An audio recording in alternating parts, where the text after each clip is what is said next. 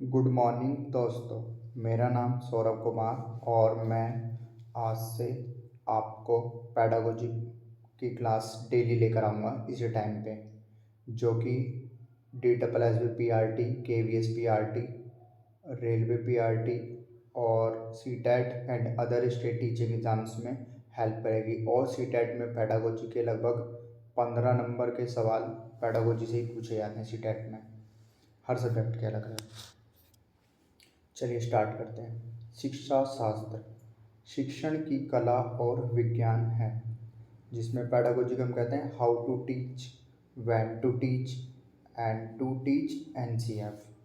तो education origin यानी education की उत्पत्ति, it is derived from 6 Latin words. First educatum, educatum का मतलब होता है टू ट्रेन यानी पोषण करना या प्रशिक्षण देना। Educare, to educate and to raise. Educare, educare, to lead. Educo, to bring out, एक बच्चे में जन्मजात क्षमताएं होती हैं, यह बच्चों के सभी छिपे गुणों को उभारेगी। नंबर 5 एडुकेटस, टू एजुकेशन या एजुकेट। एजुकेशियो, टू एनहेंस, टू एनरिच यानी संवर्धन। Types of education, informal education, ये शिक्षा जन्म से मृत्यु तक चलती है। यह हर समय किसी ना किसी से मिलती रहती है, डायरेक्ट और इनडायरेक्टली। ये लचीली फ्लेक्सिबल शिक्षा है। और फॉर्मल एजुकेशन, यह 6 साल से शुरू होती है, जब बच्चा फर्स्ट क्लास में होता है, according to NEP 2020। Factors pre plan और प्रीफिक्स होंगे। नियोजित होती है, यह लाइफ लॉन्ग नहीं होती, यह रिजिड होती है। नर्सरी KG की शिक्षा फॉर्मल नहीं होती, यह इनफॉर्मली होती है। It is based on hidden curriculum. Number 3 है नॉन फॉर्मल एजुकेशन या डिस्टेंस एजुकेशन। जैसे यह शिक्षा जीवन के लिए अधिक उपयोगी है, यह फ्लेक्सिबल होती है, पाठ्यचर्या अधिक होती है इसमें। और 2 टाइप्स ऑफ लर्निंग मटेरियल, पहला प्रिंट और second digital. Open learning NIS, ड्यू, सॉल, करस्पॉन्डेंस, इग्नू, ये सब होता है। Number 4 outdoor education, most hard working, जो कि इसमें 2 टाइप में होती है, टीचर सेंटर्ड और चाइल्ड सेंटर्ड। इसमें टीचर का काम इसमें टीचर क्या करता है, टीचर फुल्ली एक्टिव होता है बट चाइल्ड पैसिव होता है। Jug and mug model, banking education, Paulo Freire ने दी थी। और ट्रांसमिशन ऑफ नॉलेज, जो कि टीचर करता है। और चाइल्ड सेंटर्ड में बहुत एक्टिव, दोनों एक्टिव होते हैं, टीचर और स्टूडेंट। और टीचर एज अ फैसिलिटेटर होता है, टू वे कम्युनिकेशन होता है टीचर और स्टूडेंट के बीच में। लर्निंग प्रोसेस और no distance between teacher and child, यानी कि शिक्षक और और बच्चे के बीच में इसमें कोई दूरी नहीं होती, बच्चे को जो समझ नहीं आता वो टीचर से डायरेक्ट पूछता है। विषय वस्तु में बातें शिक्षक जो सिखा रहा है सभी सूचनाएं हैं, जो कि टीचर सेंटर्ड रटने पर जोर, फॉर रिजल्ट के लिए, क्वांटिटी के लिए, distance between teacher and student, सत्तावादी discipline, control, pin drop silence. और चाइल्ड सेंटर्ड में सेल्फ डिसिप्लिन होता है, नॉइस क्रिएट करता है, असेसमेंट होता है फॉर्मेटिव और समेटिव। तो फॉर्मेटिव में होता है असेसमेंट फॉर लर्निंग और समेटिव होता है असेसमेंट ऑफ लर्निंग। तो डायग्नोस्टिक, रेमेडियल, फिर लर्निंग ऐप और examination hall, assessment of learning. Teaching और इंस्ट्रक्शन, टीचिंग में क्या होता है, टू वे प्रोसेस होता है और presence of teacher is must, इसमें टीचर का प्रेजेंट होना बहुत ज़रूरी है। इंस्ट्रक्शन, अनुदेशन में कोई अंत क्रिया नहीं होती, वन वे प्रोसेस होता है। नो नीड ऑफ टीचर्स, में टीचर की कोई आवश्यकता नहीं है। Transmission of informative to students, narrow concept, part of education, सूचना देना, अनुदेशन देना।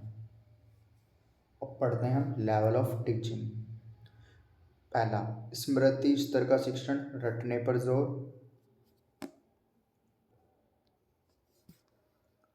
स्मृति स्तर का शिक्षण जो रटने पर जोर देता है, यह प्राथमिक कक्षा के लिए ज़रूरी है। Everything lesson start from facts. बच्चों में कोई विचार नहीं होगा, थॉटलेस टीचिंग होती है, टीचर सेंटर्ड होती है। हर्बर्ट द्वारा दी गई लेसन प्लान के जनक हर्बर्ट मीड को माना जाता है, जो कि पंचपदी पाठ योजना है, यानी कि लेसन प्लान के 5 स्टेप होते हैं। सेकंड है UCL अंडरस्टैंडिंग कॉम्प्रिहेंशन लेवल, इसको मैरिसन ने दिया है, जो कि चाइल्ड सेंटर्ड होती है, 2 वे प्रोसेस होता है और थॉटफुल होती है। Number 3, reflective level of teaching, यह प्रोफेसर हंट ने दिया है, जैसे problem solving by child, child centred mostly, critical thinking. हर बालक के अपने विचार प्रकट करने होते हैं। वह दूसरे बच्चों के द्वारा बोली गई बात पर प्रश्न पूछेंगे।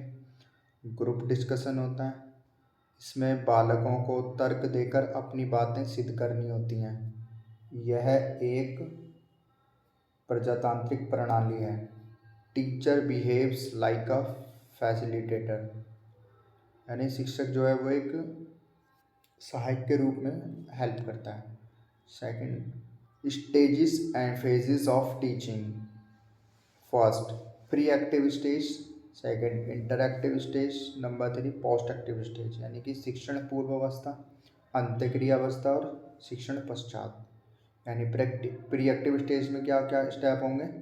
पाठ योजना बनाना, उद्देश्य निश्चित करना, उद्देश्य के प्रकार यानी सामान्य और विशिष्ट प्रस्तावना, पूर्व ज्ञान की जांच, teaching learning activities, time schedule, teaching learning material का यूज़ करना, बनाना, दोनों चीज़ें आएंगी। सेकंड, इंटर एक्टिव स्टेज, इसमें है कक्षा को निहारना, इंट्रोडक्शन देना, प्रस्तावना प्रश्नों द्वारा पूर्व ज्ञान को नए ज्ञान से जोड़ना, यानी कि बच्चों को कोई भी चैप्टर पढ़ाने से पहले उनसे क्वेश्चन करना, previous knowledge base, connect, integrate and recall, और फिर प्रेजेंटेशन ऑफ द लेसन। यही सबसे मुख्य क्रिया है इसमें कि लेसन को किस तरीके से प्रेजेंट किया जाएगा और TLM का यूज़ कैसे किया जाएगा। फर्स्ट स्टेप में हमने TLM को बनाया और सेकंड में यानी कि इंटरएक्टिव स्टेज में हम TLM का यूज़ करेंगे। फीडबैक डायग्नोस, यानी निदान करेगा, इससे बच्चे की कमियां व अच्छाइयाँ जान सकते हैं। रेमेडियल टीचिंग हो गया एजुकेशन, यानी रेमेडियल टीचिंग एजुकेशन सेम चीज़। पोस्ट एक्टिव स्टेज, समीक्षा करना, टू रिव्यू, रिफ्लेक्टिव प्रैक्टिस, विमर्शी अभ्यास, शिक्षण में रह गई कमियों को ढूंढकर फिर से शिक्षण किया जाएगा। गृह कार्य भी इसी में आता है और लेसन प्लान लचीला होता है, यह अनुमानिक होता है। Education based on individual differences, कोई भी 2 बच्चे आपस में समान नहीं होते। एक अध्यापक का पहला कर्तव्य है कि वह बच्चों की व्यक्तिगत विभिन्नताओं को जाने। व्यक्तिगत विभिन्नताओं को बाल मनोविज्ञान में दी गई विभिन्न भिन्नताओं की विधियों से जाना जाता है। Education based on individual differences, कोई भी 2 बच्चे आपस में समान नहीं होते। एक अध्यापक का पहला कर्तव्य है कि वह बच्चों की व्यक्तिगत विभिन्नताओं को जाने। व्यक्तिगत विभिन्नताओं को बाल मनोविज्ञान में दी गई विभिन्न विभिन्नताओं की विधियों से जाना जाता है। अध्यापक उन सभी कारकों को जानेगा जिनका प्रभाव बालक के विकास पर पड़ता है।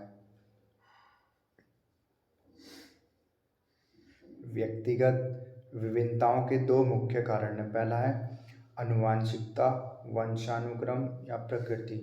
नंबर 2, वातावरण या पोषण। अब पढ़ेंगे अधिगम की शैलियाँ। शैलियाँ क्या, यानी किस तरीके से हम बच्चों को पढ़ा सकते हैं। विजुअल, दृश्य अधिगम शैली। ऑडिटरी, श्रव्य अधिगम शैली, जो कि ग्रुप में होती है। Reading and writing, separate, individual और सिंगल। और काइनेस्थेटिक, शारीरिक अधिगम शैली, करके सीखने वाला, यह बच्चा अनुभव जन्य भाव वाला होता है। और राइट ब्रेन लर्नर्स रीजनिंग और मैथमेटिक्स में अच्छे होते हैं, और लेफ्ट ब्रेन लर्नर्स लैंग्वेज में अच्छे होते हैं। इंटेलिजेंस, रुचि किसी भी बच्चे को उससे क्षेत्र में सृजनात्मक बनाएंगे, इसके लिए बालक में रुचि व जन्मजात योग्यताएं हों। अभिप्रेरणा, मोटिवेशन इंट्रिंसिक और एक्सट्रिंसिक दोनों प्रकार का होता है। योग्यता व अयोग्यता, ये जो भी ऊपर हमने 10 कारक पढ़े हैं, ये बच्चों के विकास व अधिगम पर प्रभाव डालते हैं। विभेदित, विभेदकारी, अनुभेदित। इस अनुदेशन में अध्यापक विभेदित विविध विधियाँ अप्लाई करता है, डिफरेंट डिफरेंट तरीके के मेथड्स यूज़ करता है। और विविध सहायक सामग्री, डिफरेंट डिफरेंट तरीके की मतलब टीचिंग लर्निंग मटेरियल यूज़ करता है। और विविध शिक्षण सामग्री और विविध अधिगम क्रियाएं करता है, एक्टिविटीज़ कराता है, विविध आकलन तकनीक इवैल्यूएशन टेक्निक्स अप्लाई करता है, और विविध गृह कार्य तरह तरह के होमवर्क देता है बच्चों करने के लिए, और समूहों में अधिगम कराता है। समूह अधिगम, समूह में मोस्टली 4 से 6 बच्चे होने चाहिए। विचार विमर्श, सहयोगी अधिगम और एनसेप 2005 सहयोगी अधिगम पर अधिक बल देता है। समूह के प्रकार, सम योग्यता समूह, समान योग्यता वाले बालक। विषम योग्यता समूह, अलग अलग योग्यता वाले बालक। Depends of ability, nature of content, needs and interest. ये सारी चीज़ें क्या होती हैं, हमको ग्रुप बनाने के लिए ज़रूरत होती है, यानी कि making of group on their perspectives. Socio cultural environment, समूह में एक समान बच्चे नहीं होने चाहिए। ये सोशियो कल्चरल यानी पर इन्वायरमेंट पर जोर देता है। Thank you. अब इससे आगे का टॉपिक हम नेक्स्ट क्लास में पढ़ेंगे, जो कि है constructivist approach of teaching learning, जो कि जीन पियाजे ने दिया है। ठीक, थैंक यू।